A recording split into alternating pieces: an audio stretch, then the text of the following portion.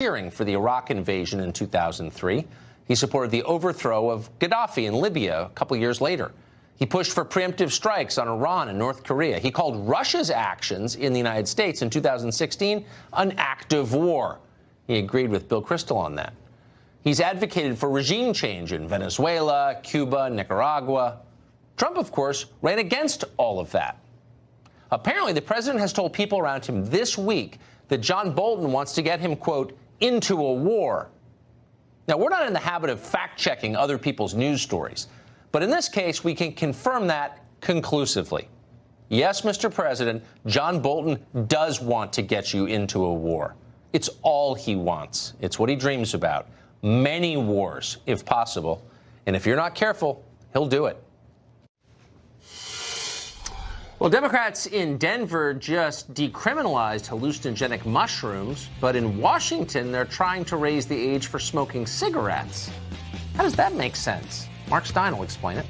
But first, time for Final Exam. Can you beat our news experts at remembering the weird things that happened over the past 7 days? You'll find out in just a moment. Time now for Final Exam, where we corral two of the smartest people in Washington, D.C., or really the continental United States, to see who's been paying the closest attention to the news of the last 7 days. University of Maryland professor and frequent show guest Jason Nichols won the game last week, and so he's back again. His challenger tonight, roll call reporter Catherine Lyons. We are happy to have them both. Now, you know what the rules are, but I'm going to repeat them for our audience just tuning in. Hands on buzzers. I ask the questions. The first one to buzz in gets to answer the question. You have to wait until I finish asking it before you answer. That's key. You can answer once I acknowledge you by saying your name. Every correct answer worth a single point. Each incorrect answer detracts a point from your total. Best of 5 wins. Are you ready? What does detract mean? It means it takes. This is the cruel math of Final Exam. It's not neutral. It's like the SAT. If you get one wrong, we take a point from you, even if it makes it negative. You'll see it's very ugly. You ready? Okay. The first one's a multiple choice, so wait till I finish giving you the options. Which 2020 candidate said, if you are truly a patriot, you won't mind if he raises your taxes? Was it A, Mayor Pete Buttigieg, B, former Mayor Cory Booker, or C, Beto O'Rourke of Texas? Catherine Lyons. C. Beto O'Rourke of Texas? C. C. Too clever for me. Was it Mr. O'Rourke of Texas? What do you say to somebody who says, yeah, I'm not crazy about Trump, but the economy has done so much better, and Republicans keep telling me the Democratic nominee is going to raise my taxes? Look, I think that we live in a nation with far more patriotism than people are expressing. What I mean by that is folks want the best for their country. A point has been detracted. A point has been detracted, so you're now in net. But it doesn't, look, we've had people come back from. Points don't matter. Points don't matter. Right. So I could win with 0 points? You could win with 0 points. It's happened At this before. point, yeah. All right, this is question 2. You may have heard that there is a new royal issue, a new royal baby. His name is Archie Mountbatten Windsor. Archie has a middle name. What is his middle name? Catherine Lyons. Harrison. Is it Harrison? Like Prince Harry and Meghan Markle revealed their royal baby's name today. The couple will call their firstborn child Archie Harrison Mountbatten Windsor. How did you Their baby know boy that? was born Monday morning. Come on. I knew Archie. Royal baby. Wow, I didn't either. I didn't know they had a kid. Okay. I'm back to 0. You are back to 0. Question 3, another multiple choice. There's a popular picture of a shoe floating around on the internet. Some people think the colors of the shoe are pink and white. Others see gray and teal. What is the actual color combination of this shoe? Was it A, pink and white, B, gray and teal, or C, purple and blue? Catherine Lyons. Looks pink and white to me. Looks pink and white. You're going to go with what you think is obvious. Yeah. Is that really what it is? This is great. It's the photo creating a social media frenzy. Look at that picture right there. Do you see a pink and white shoe, or do you see a gray and teal shoe? It depends on who you ask. You know what's really going on? What? All right, so here's what happened. They took a shoe, a sneaker, that is actually pink in the body and has white laces, put in a black background. I guess the real question is, why is this a topic of public conversation? Yeah. I mean, I'm not the deepest person in Shoes. America, but that seems Shoes. kind of dumb. Look pink and white to me. But, whatever. Question 4. The winner of Sunday's Kentucky Derby was a horse called Country House. I believe it was 65-1, the odds against him. He was declared the winner after the original first-place finisher was disqualified from the race for reasons that are still not obvious to a lot of us.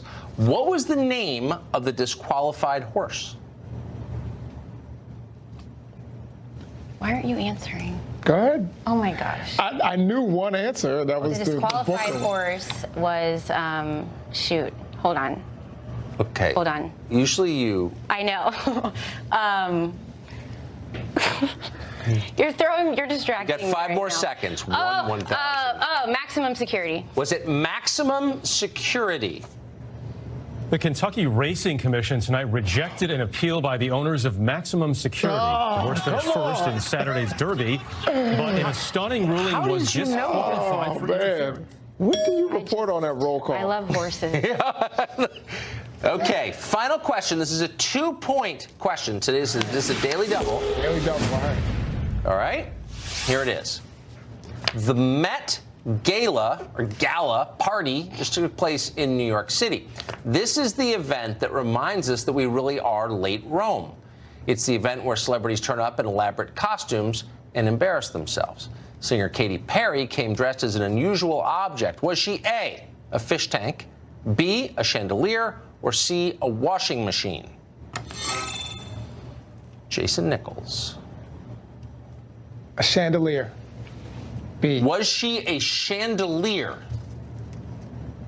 You don't have to be the brightest bulb to dress like one. Katy Perry suited up as a chandelier. She also Holy dressed as a hamburger for the after smokes. party, but she took it off Talking after about, 10 let's minutes go. because all the models so kept this asking is her what that's a kind of hamburger was. unexpected. That's unexpected. All right. go. I'm thrown off. Okay, right now. so now we go to the tiebreaker, and typically we have the same question always, but we've used it enough. Our judges are, and that's what's the capital of Burkina Faso, but we're not using it tonight. They changed it. An even tougher one. Okay, and get ready. Here's the question. What is the capital of Canada? Ottawa. Oh, What's the Does that count? Well, no, you buzzed in first. Oh, Ottawa. oh, come Ottawa. on. Is it Ottawa? I don't know. I thought it was Newfoundland. I had it. What is it? It's Ottawa. The judges are saying it is, in fact, the capital of Canada is Ottawa. Oh. I don't. Did I just win? Oh, I got robbed.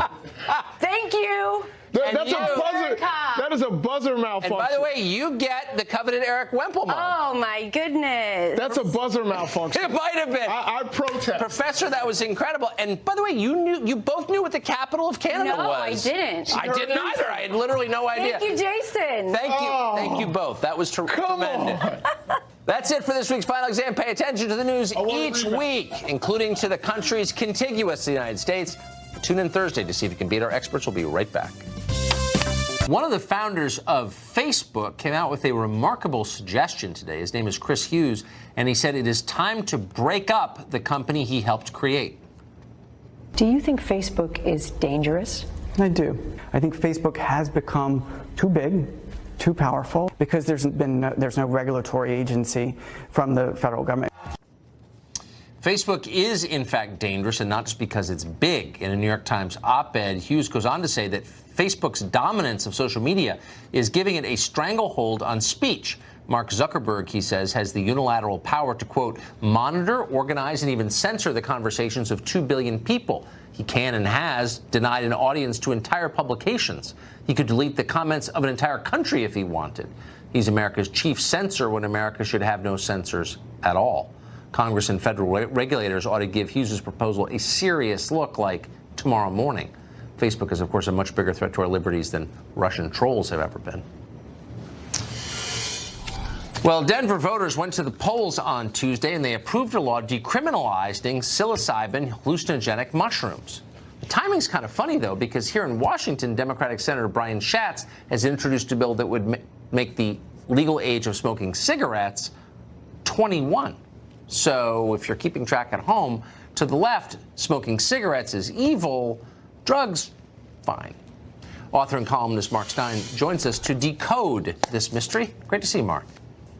Good to see you, Tucker.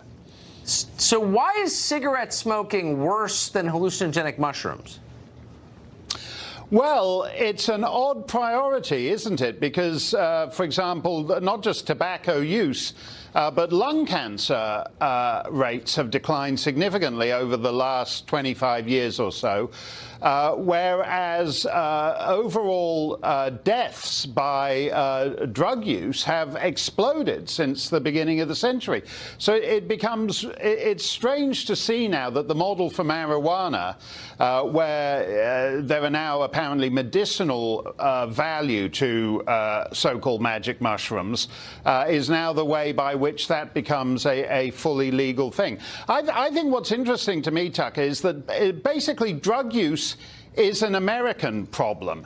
There's a lot of similarities between the sort of license and habits of Westerners around the world, but drug use and the explosion of drug use and drug addiction and death by drugs is an American problem. The nearest to America, Canada and Australia. But when you get to all these social democratic Scandinavian countries that Bernie Sanders professes to admire, they have actually, by comparison with America, in some cases a fifth the size of drug use, the use of drugs in those countries. So it's sad and rather pathetic that Americans are so addicted to drugs, but it's also interesting that the once traditional habits like smoking and drinking are ever more excoriated the more license we extend to far more lethal drugs.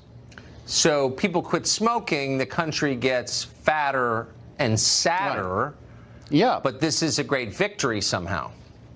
Yes, and for example, I think that I honestly believe, I don't like this thing. I think this thing in Washington is ridiculous. I basically gave up smoking at 21. I did it in my teens as peer pressure and because I thought it might impress the chicks. The chicks weren't impressed. I was as big a loser with a cigarette in my mouth as I was without one, so I gave it up by 21. But I would prefer to see people have occasional cigarette use and social drinking, as they do in, say, somewhere like France, which has far lower drug use than America. But the fact is that in my part of the world, in northern New Hampshire, it's easier to get almost any kind of drug you want than it is to get a bottle of beer or a glass of wine. So we don't have social drinking, and instead we have this terrible, pathetic drug use. Tells you everything right there. The great Mark Steyn, thank you. Thanks a lot, Tucker. We're back tomorrow. Sean Hannity, right now.